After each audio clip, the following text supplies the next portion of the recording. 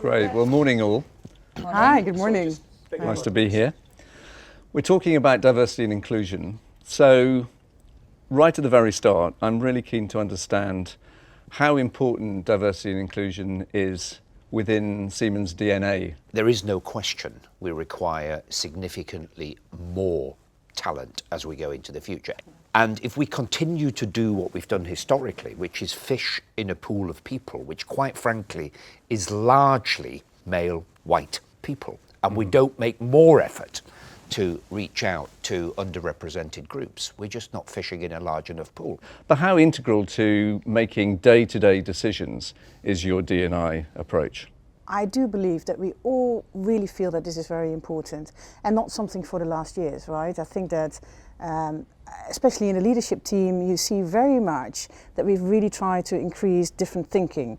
And that is sometimes really scary. It is really scary to do things in a different way and to have a different way of reporting, to have a more inclusive view when you're really actually doing the job. But I think that your point is very valid. How do we get this into the organization? Because we have to be honest, if we look at our numbers, we have done so many initiatives and we're not doing great, you know. So something needs to be added on there, you know, we have to do more about it. And it doesn't sit just with the leadership, it sits with our whole organization. At the end of the day, we also have to have a meritocracy, and we want the best candidates. We need a rich pipeline of talent, and that is from all walks of life. We are making progress at entry level, and I think that's where you've really got to tackle it.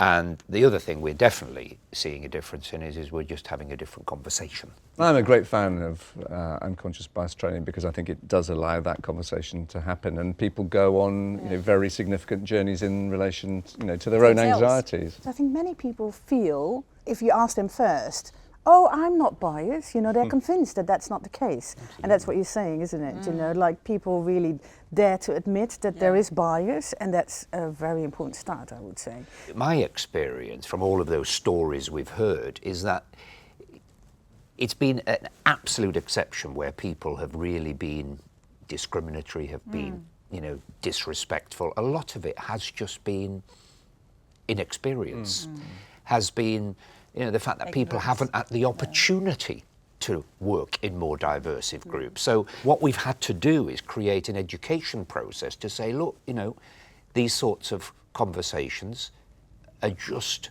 not relevant, they're not appropriate, and to explain it why. And I think our unconscious bias training has made a massive contribution to that and has opened up people's eyes, to the fact that, why language is so important in this. SAP recently decided that there has to be a really compelling reason to promote a man into a senior position in their company. Now, apart from being unlawful, I think it represents a real desire on the part of businesses to put women into senior positions. But I think a lot of men now feel very anxious that their talents aren't going to be recognised. We've had this conversation for a very, very long time. And the facts were that by talking about it, by doing unconscious bias training and all of the good things, actually it wasn't changing the diversity mix very much at all. And so the sorts of things we've done is to make sure that for every position, and that absolutely includes senior positions, when we're recruiting for those positions, you have to start with a diverse slate. So you make sure you create diversity in the candidates, then the best person gets the job. Is it easy to build the pipeline and to get the best and most diverse talent into those interview panels? It's really hard, and I think speaking as a woman who's got herself into a senior position, I certainly came across times in the past where I just wasn't asked to interview for a position that was quite clearly in my development plan. And that's a little bit frustrating. And so I think those are the types of things we're trying to address, that we do have early indications of who meets the criteria for those jobs, because it's actually not about positively discriminating, but in getting that pool together. Lots of people say to me, yes, we're actively building the pipeline, but it's going to take 5, 10, in some cases, depending upon the industry, a lot longer. My view is we can't wait that long. Absolutely. What are the sorts of things that you're currently doing to ensure that the pipeline is being built, but it's being built as quickly as possible? By forcing a diverse slate, it does mean sometimes it's not our natural position, but sometimes it has forced us to look outside. You know, we have made 2 senior appointments just recently in Siemens in the UK where we didn't have a diverse internal panel. Okay. We went outside, and in both of those, it happened, so happened when we had the interview, it was the external women in both cases that got the job. And you know, and you can imagine that starts some internal interesting conversations. And I think that we discuss a lot, and we have a lot of internal discussions about, we have to get away from only the women's side of things. At the same time, this is an important group, so we should not completely say, okay, forget about it. You know, we still have to work on that. And then to your point, how do we do with race? How do we do with LGBT? Because this is just part of it, and we do realize we can't just exclude part of the community, because people start feeling like it's a good time to be a girl, right? You know, where do I go when I'm a man? So I can understand the discussion there. Just on the practical point, Simone, you know, one of the things that I think is really important, and I think employers have a real responsibility here, is to encourage men to work flexibly and to take shared paternity leave. We do have paternity leave, obviously, for fathers, but you're right. I mean, the take-up is obviously a completely different ratio than we see on the side of the mother. But we do encourage a lot of flexible working, what we call dynamic working. Yep. Unfortunately, there are a lot of men who feel maybe it's just not macho enough to take time off work and look after small children.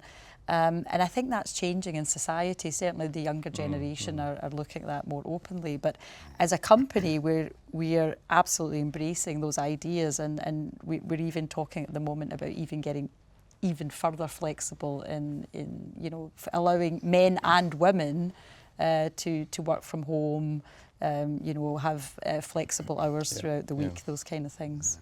I think where we're not doing enough in terms of the family, I mean, we talk a lot about, you know, mothers and fathers, but families come in all shapes and sizes in these days. And, you know, we have talked about things like, what about the grandmother who has to look after children? What about the carer who's just happened to become a carer because someone in their family has died?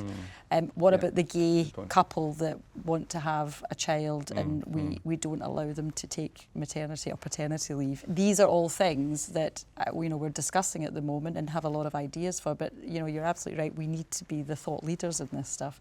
What are you going to do to make your board genuinely more diverse? What we want to avoid to do is just trying to do a quick fix, because it's not a quick fix. And at the same time, we want to move fast. And I think to get the right balance there is quite important to look at that.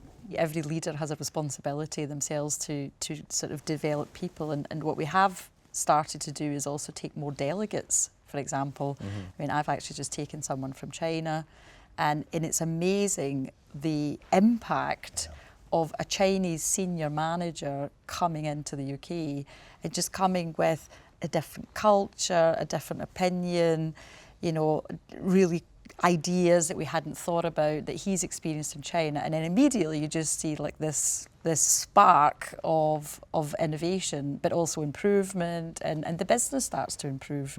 So that's something that I'm certainly doing personally, but I know other parts of the company are doing, to just bring diversity from culture.